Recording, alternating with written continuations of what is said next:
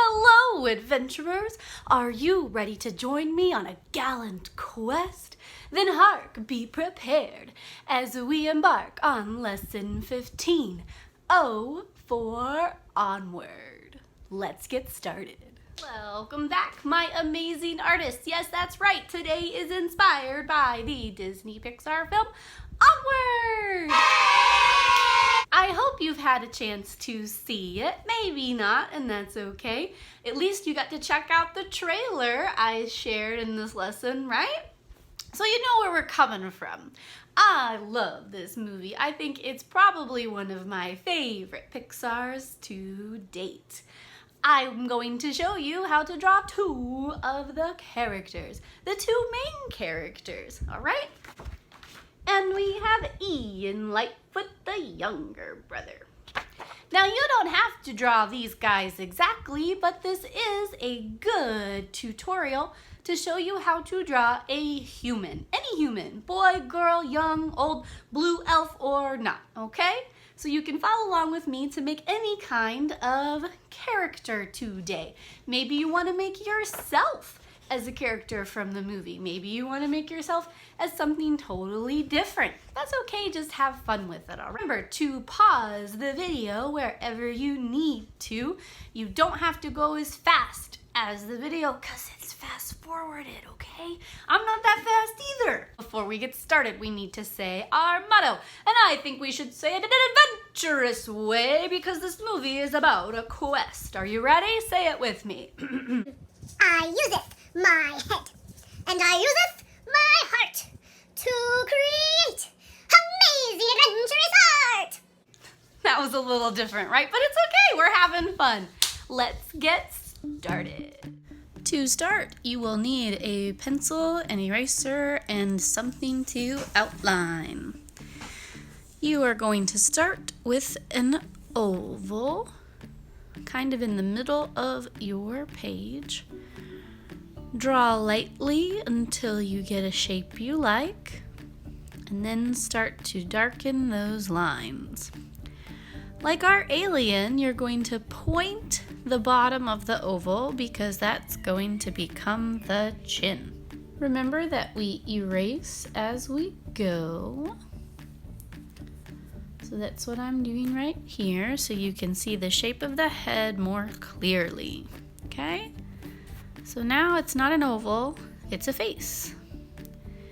Down the center of the head, vertically and horizontally, draw two guidelines. These are going to help us place the eyes, which are pretty big. He has pretty big circular eyes. See how they're right on top of that horizontal guideline? Not below, not overlapping, right on top. Draw a curve right in the middle there for the nose bridge, the top of his nose. Now, Ian's nose is this sort of triangular shape. It's very sharp.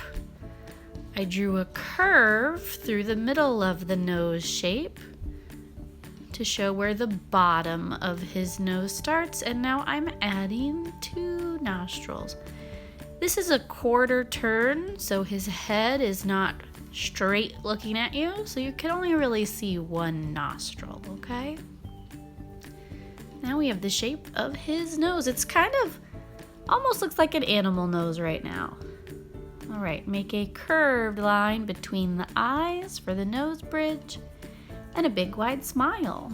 Right now his mouth is gonna look kind of like a boomerang or a banana shape. You can give him dimples at the corner. That shows his cheeks.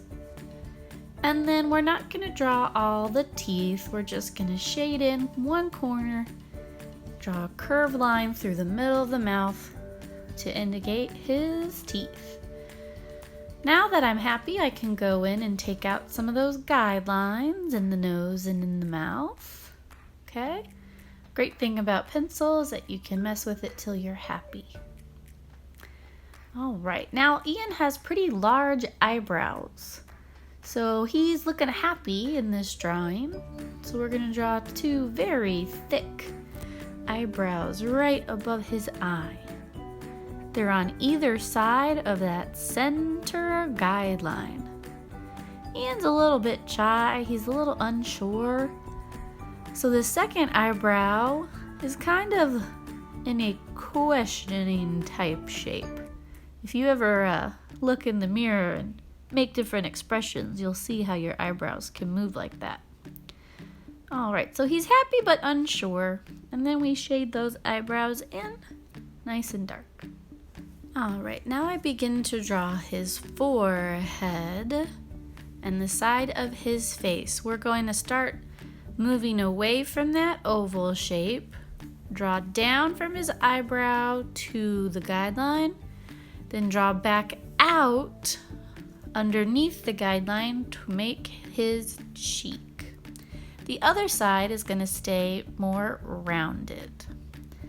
Now you can go ahead and finish up his eyes by drawing the upper lid. Maybe we can change the eye shape a little if we want to here. And then I drew a little bit of a crinkle,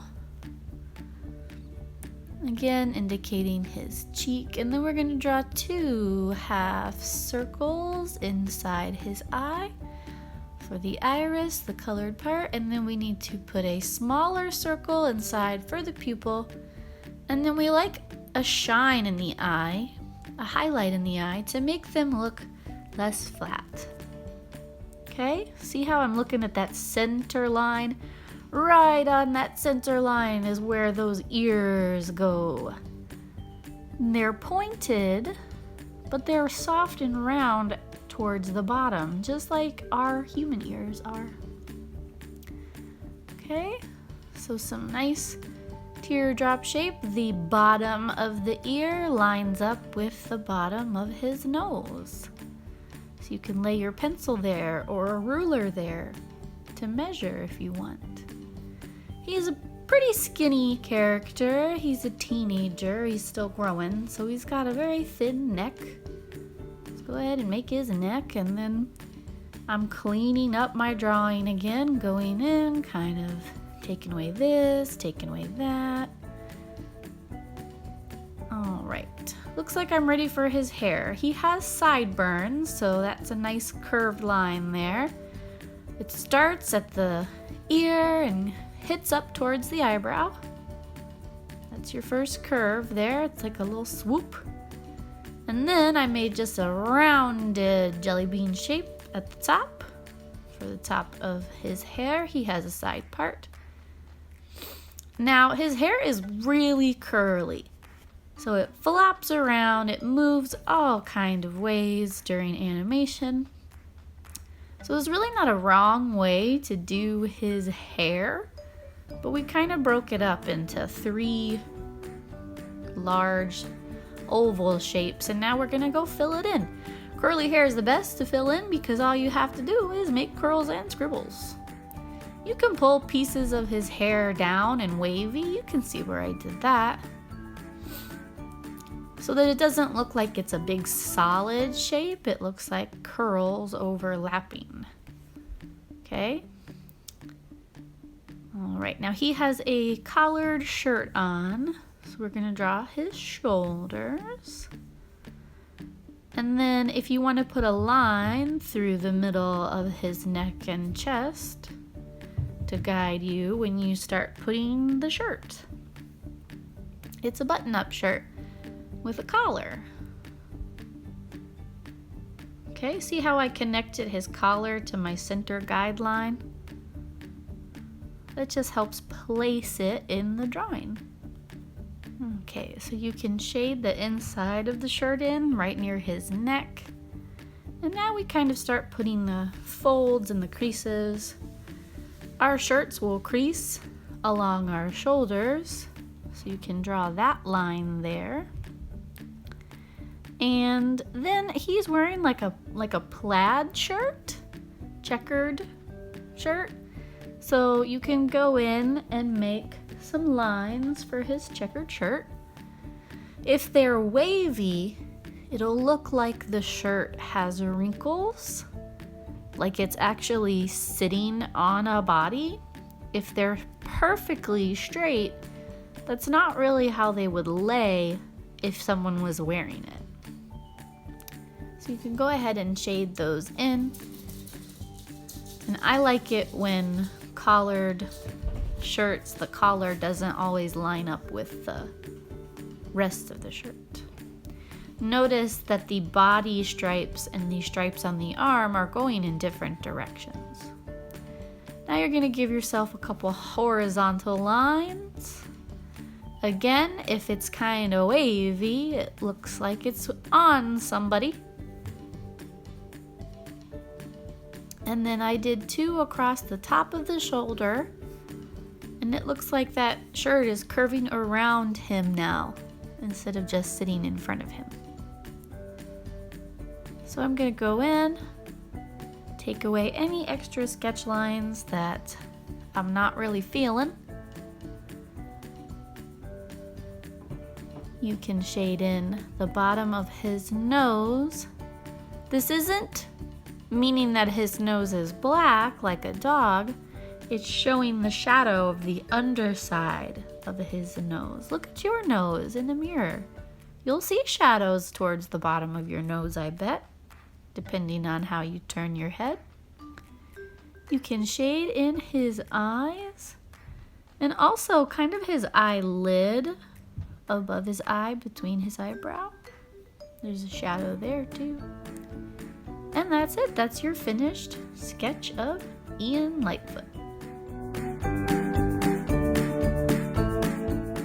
Okay, to outline Ian, I am not doing a black outline. I'm using washable markers in a slightly darker color than what the inside of that shape will be.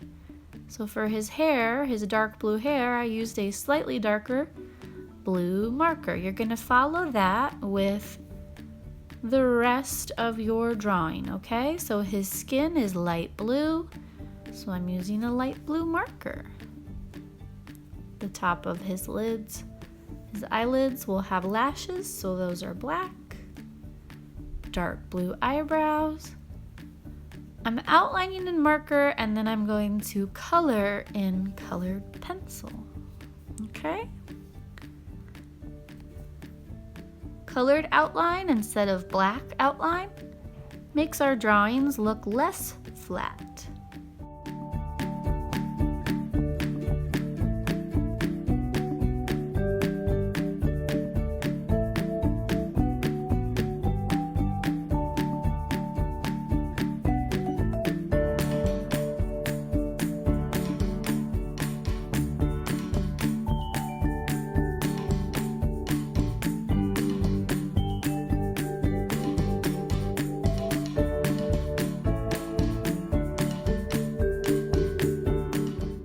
Okay, so to color your drawing, when I am shading with colored pencil, I hold my pencil sideways, not straight up and down.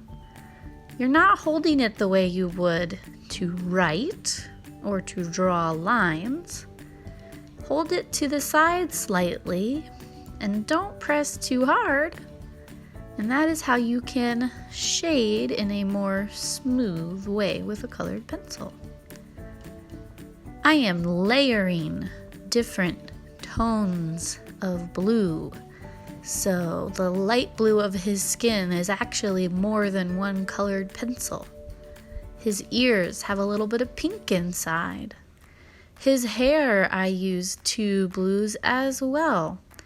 Layering colors, whether you're using pencil, marker, or crayon, gives your drawing a whole new level of depth. It's going to make your drawing look more finished, more professional, and a little more fancy, if I say so myself. Pay attention to the checkers on his shirt. Notice that there are areas that are darker and some that are lighter. I can't wait to see what you share with me today. I hope you had fun. Watch part 2 for Barley.